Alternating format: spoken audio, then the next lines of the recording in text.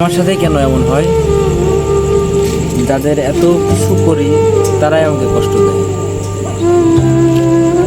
ছেলেরা তখনই ভেঙে পড়ে যখন তার মনের কথাটা কাউকে বুঝিয়ে না বলতে পারে। মেয়ে গরিব হলে ছেলে তাকে বিয়ে করতে রাজি হয়, কিন্তু ছেলে গরিব হলে মেয়ে তাকে কখনো বিয়ে করতে রাজি হয় না। সব পুরুষ প্রতারক নয়, কিছু পুরুষ শেষ নিঃশ্বাস পর্যন্ত তার সঙ্গ দিয়ে যায়।